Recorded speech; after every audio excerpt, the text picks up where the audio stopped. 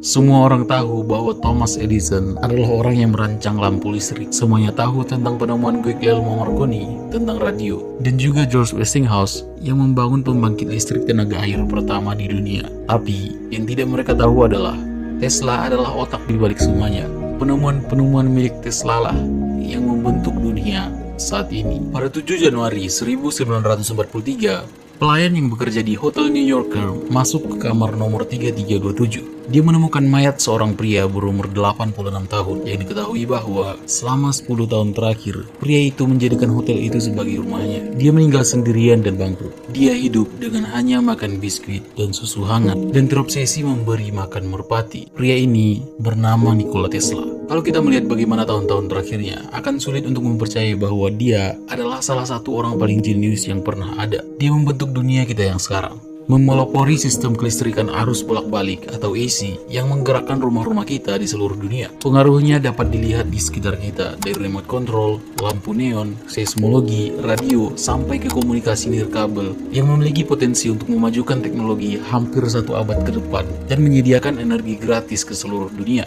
Dan lebih hebat lagi, uang yang didapatkan dari semua itu, semuanya dihabiskan ke dalam proyek-proyek yang ditujukan untuk pengembangan kehidupan manusia, bukan untuk keserakahan dan keuntungan pribadi. Nikola Tesla lahir pada tanggal 10 Juli tahun 1856 di Kekaisaran Austria. Tesla lahir saat badai petir yang sangat ganas terjadi. Saat itu, bidan itu ketakutan. Dia berkata bahwa Tesla akan menjadi son of storm atau anak badai. Tetapi ibunya menolak dan berkata, no light, tidak cahaya. Apa yang ibu Tesla maksudkan adalah dia akan bertahan dalam segala hal yang dilakukan untuk mencoba mengubah dunia menjadi tempat yang lebih cerah. Tapi yang tidak ibunya ketahui adalah nama itu membentuk Tesla, takdirnya, dan tragedi yang terjadi di hidupnya kelak. Di waktu kecil, Tesla mulai melihat penglihatan yang disertai dengan kilatan cahaya. Dia tidak bisa membedakan mana yang nyata dan mana yang hanya ada di dalam kepalanya. Dan penglihatan ini tidak pernah hilang. Penglihatan itu memacu kemampuannya untuk membayangkan penemuan-penemuannya di kepalanya dengan sangat rinci, sehingga dia bahkan tidak perlu untuk menggambarnya. Dia menjelaskan bagaimana sebuah desain penemuannya digambarkan dan disempurnakan hanya dengan pikirannya dalam artikel tahun 1919. Ibunya memiliki memori eidetik atau kemampuan untuk mengingat gambar dan memori dengan presisi yang sangat tinggi. Ibunya mengajari Tesla hal yang sama. Ia melatih Tesla dengan latihan harian pada ingatan, penalaran, tebakan, dan aktivitas mental lainnya. Gara-gara ini, Tesla di waktu kecil sampai bisa bicara 8 bahasa. Ayah Tesla adalah seorang pendeta. Dia mau anaknya juga mengambil jalan hidup yang sama dengannya. Tapi suatu saat, Tesla terkena kolera. Dia terbaring selama 9 bulan dan hampir meninggal beberapa kali. Ayah Tesla yang putus asa berjanji akan mengirimnya ke sekolah teknik terbaik jika dia bisa pulih. Dan ya, Tesla selamat dan mengambil matematika dan fisika di Technical University di Graz. Suatu saat, Tesla pernah berjalan-jalan dan tiba-tiba mendapat idenya tentang motor AC. Dia duduk dan langsung menuliskan sketsa pertamanya di pasir di jalan itu. Di perkuliahannya, pada tahun pertama dia tidak pernah melewati kelas, meraih nilai tertinggi, dan lulus semua ujian.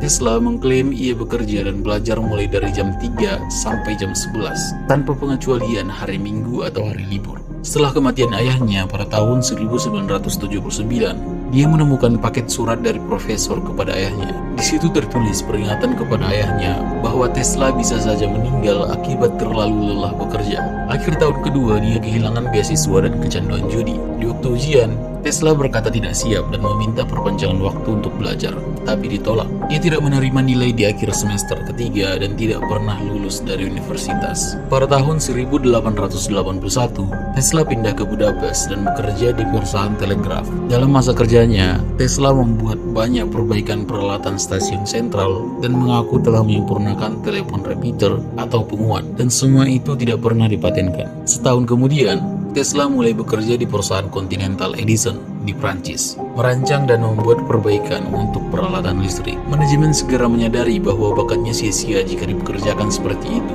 dan ia langsung menugaskan Tesla untuk membangun dan meningkatkan dinamo dan motor. Tesla sangat paham tentang inovasinya, sampai-sampai dia diminta oleh perusahaan untuk keliling Eropa memperbaiki masalah di instalasi Edison lainnya.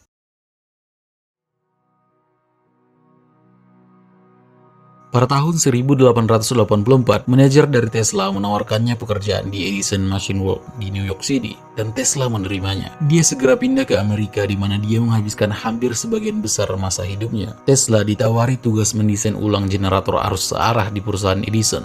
Tidak lama setelah itu, dia mempunyai kontak dengan pemilik perusahaan, Thomas Alva Edison, dan mereka berdua berteman baik. Tesla memandang Edison sebagai tokoh yang inspiratif, dan Edison pernah berkata kepada Tesla, "Aku punya banyak asisten yang bekerja keras, tapi kamu adalah yang terbaik." Kekaguman mereka satu sama lain tidak bertahan lama karena munculnya rivalitas yang akan terjadi selama seumur hidup mereka. Suatu saat, di saat bekerja, Edison pernah berkata kepada Tesla akan membayar $50.000 untuk meningkatkan desain dinamo arus searah milik Edison. Setelah berbulan-bulan melakukan eksperimen itu, Tesla menyelesaikan pekerjaannya dan meminta uang yang tadi. Edison kemudian menolak dan berkata, "Tesla, kamu nggak ngerti humor Amerika kami." Tesla kemudian berhenti bekerja di perusahaan Edison tidak lama setelah itu. Setelah meninggalkan Edison, Tesla bermitra dengan beberapa pengusaha pada tahun 1886. Tapi lambat laun, para investor tidak tertarik dengan ide-idenya dan menarik uang mereka. Tesla bahkan kehilangan paten miliknya untuk mengganti saham. Karena kejadian itu, Tesla harus bekerja di berbagai pekerjaan perbaikan listrik kecil dan bahkan pernah menjadi penggali parit dengan gaji hanya $2 per hari. Pada tahun 1886, dia bertemu dengan beberapa pengusaha yang percaya pada Tesla, dan di perusahaan ini, dia mengerjakan peningkatan dan pengembangan jenis baru dari motor listrik, generator, dan perangkat lainnya. Setahun kemudian, Tesla menemukan motor induksi yang menggunakan arus bolak-balik, atau yang dikenal sebagai motor AC. Motor itu adalah cara paling efisien untuk mengubah listrik menjadi tenaga mekanik. Versi pengembangan dari motor itu sekarang adalah yang menjadi mesin dari mobil Tesla. Ya, perusahaan mobil itu dinamai Elon Musk dengan nama ilmuwan ini, Nikola Tesla. Penemuan motor AC itu menarik perhatian George Westinghouse, pemain utama di pasar listrik yang menyadari bahwa motor AC Tesla mungkin saja yang dia butuhkan untuk menyelesaikan sistem arus bolak-balik miliknya dan bersaing melawan sistem arus searah milik Edison. Jadi, Tesla melisensikan paten untuk motor AC kepada Westinghouse seharga $60.000 dan juga menerima stok dan royalti. Dengan itu, The War of the Currents atau Perang Arus dimulai. Perang ini dimainkan oleh dua pihak, di mana pihak pertama, Thomas Edison, mengajukan direct current atau arus searah, yang merupakan sistem di mana muatan listrik hanya mengalir dalam satu arah. Tesla yang di-backup oleh Westinghouse mengajukan arus bolak-balik atau alternating current atau AC, di mana muatan listrik berubah arah secara berkala. Mengubah arah sangat penting untuk menjaga pasokan listrik tetap stabil karena tidak melampaui stop kontak. Ini berarti dapat memberikan lebih banyak daya dan mengirimkan daya pada jarak yang lebih jauh. Itulah alasan AC memberi daya pada rumah kita yang sekarang dan peralatan besar lainnya, sedangkan DC memberikan daya ke item yang lebih kecil seperti senter. Namun, Edison tidak peduli dengan AC karena dapat merusak penjualan arus searah miliknya. Edison mulai membayar anak-anak sekolah 25 sen untuk membawakan hewan peliharaannya, di mana Edison akan mempersiapkan panggung publik dan menyetrum hewan itu untuk menunjukkan kepada publik bahwa sistem AC milik Tesla tidak aman. Seiring waktu, skalanya membesar, di mana sekarang yang disetrum adalah seekor kuda. Makin buruk, pada tahun 1903, Edison menyetrum gajah sirkus bernama Topsy dan membuat film dari itu di perusahaan filmnya yang berjudul Electrocuting an Elephant atau menyetrum seekor gajah.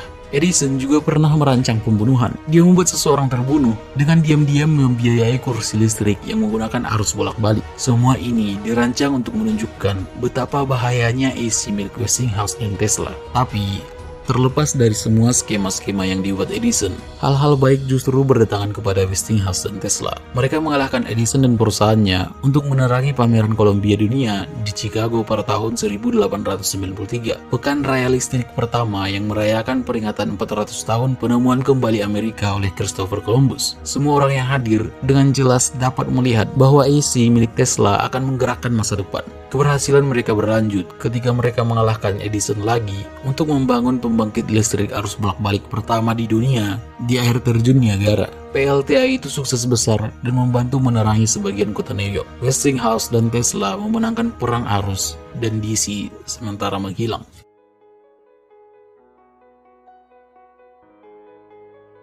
Tahun 1890-an, adalah masa kejayaan karir Tesla. Didukung oleh Royalty Westinghouse, Tesla mengeluarkan ide-idenya. Penemuan Tesla sangat banyak. Dia hampir memiliki 300 paten dalam karirnya. Penemuannya yang menarik adalah remote control pertama. Suatu saat, ia pernah mengendalikan perahu mini di Madison Square Garden di New York. Dia berada sangat di depan pada masanya. Banyak orang yang mengira bahwa dia menggunakan sihir untuk menggerakkannya. Remote control itulah yang menjadi nenek moyang drone saat ini. Salah satu penemuannya yang paling terkenal adalah Tesla Coil. Perangkat yang dapat menghasilkan listrik tegangan tinggi dalam jumlah besar. Karena coil tersebut, ia menemukan bahwa ia dapat mengirim dan menerima sinyal radio yang kuat saat beresonansi pada frekuensi yang sama. Tapi suatu saat, ketika Tesla sedang bersiap-siap untuk menyiarkan sinyal radio pertamanya, bencana melanda. Kebakaran menghancurkan labnya pada tahun 1895. Dia kehilangan peralatan dan penelitiannya yang dilakukan selama bertahun-tahun. Tesla tidak mengajukan permohonan paten untuk radio sampai 2 tahun kemudian. Api itu menjadi titik balik dalam hidupnya. Pada saat yang sama, di saat Tesla mengerjakan radionya, seorang pengusaha Italia, Guglielmo Marconi, juga mengerjakan radio di Inggris. Dia mencoba mendapatkan hak paten di Amerika Serikat, tapi ditolak karena terlalu mirip dengan milik Tesla. Namun keadaan berubah ketika Marconi dapat mengirim pesan radio transatlantik pertama di dunia pada tahun 1901 dengan menggunakan 17 paten Tesla. Thomas Edison kemudian memberikan dukungan finansialnya kepada Marconi. Tesla tidak mempermasalahkan pencapaian Marconi. Tapi pada tahun 1904, kantor paten Amerika Serikat tiba-tiba berubah pikiran dan memberikan Marconi paten untuk penemuan radio tersebut. Tidak pernah ada alasan yang diberikan untuk keputusan ini.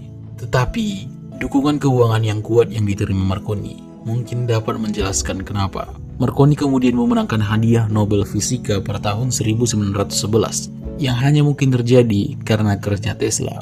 Tesla sangat marah dan menuntut Marconi. Kasus ini berlarut-larut di pengadilan selama bertahun-tahun dan baru diselesaikan untuk kepentingan Tesla setelah kematiannya. Insiden radio itu berdampak negatif pada sisa karir Tesla.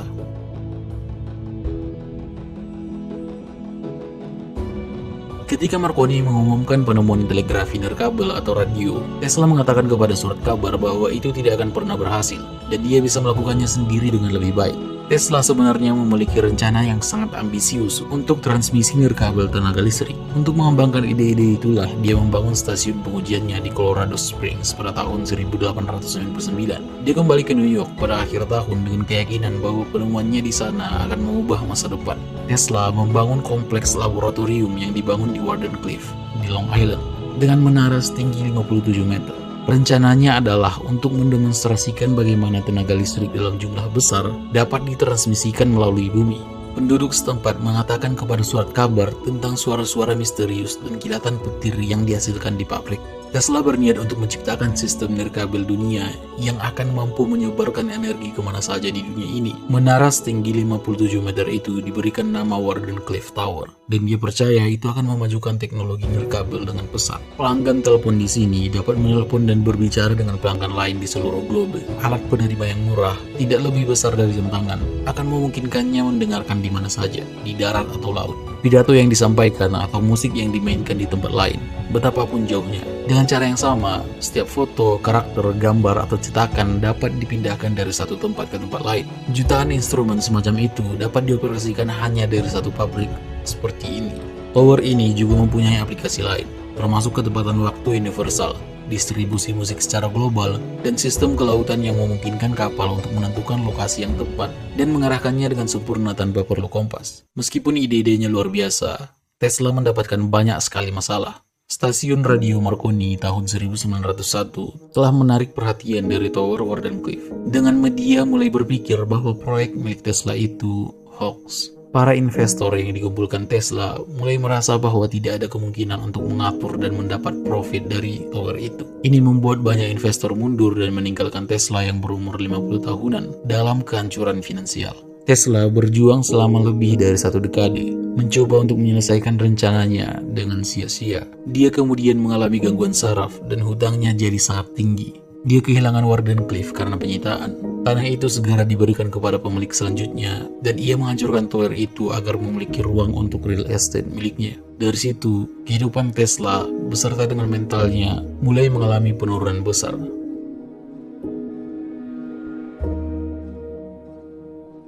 Tesla menjalani satu dekade terakhirnya di sebuah hotel di New York, mengerjakan penemuan baru bahkan ketika energi dan kesehatan mentalnya memudar. Westinghouse Corporation mempekerjakannya sebagai konsultan dan membayar kamarnya. Dia hidup bebas sewa, tetapi meninggal karena terlilit hutang. Dia menghabiskan tahun-tahun terakhirnya dengan memberi makan merpati kota. Dan ada rumor yang berkata bahwa Tesla berbicara dengan merpati-merpati itu. Pertanggal 7 Januari 1943, di Hotel New York, dia meninggal.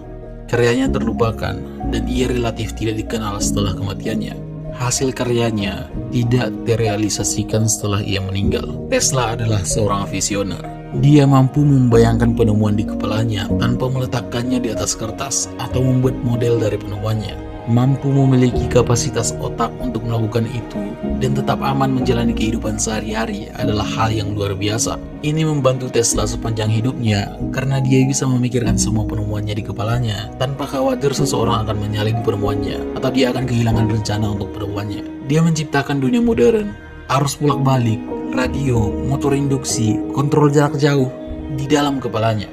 Tesla memiliki tekad yang kuat karena bisa melepaskan beberapa kebiasaan buruknya seperti merokok dan minum kopi dengan cepat yang membutuhkan waktu bertahun-tahun untuk bisa dilakukan seseorang. Meninggalkan kebiasaan ini menyebabkan Tesla hidup lebih lama karena ia rentan terhadap penyakit. Itu juga memberinya lebih banyak waktu untuk mengerjakan ide-idenya. Sebuah kutipan yang paling menggambarkan ketekunan Tesla adalah, "Saya telah memecahkan masalah. Sekarang saya bisa mati dengan bahagia, tapi saya harus hidup. Saya harus kembali bekerja dan membangun motor sehingga saya bisa memberikan dan menunjukkannya kepada dunia. Tidak ada lagi laki-laki yang menjadi budak tugas-tugas berat. Motor saya akan membebaskan mereka. Itu akan melakukan pekerjaan dunia." Karena Tesla memiliki kemauan keras, gigih, dan visioner, dia dapat mencapai tujuannya untuk dirinya sendiri dan dunia. Dengan mencapai tujuan ini, meskipun menjadi sosok yang tidak dihargai, ia membuat dunia menjadi tempat yang lebih cerah. Karena Tesla memiliki kemauan keras, ia memiliki dorongan untuk melanjutkan pekerjaannya dan mengakhiri kebiasaan obsesifnya.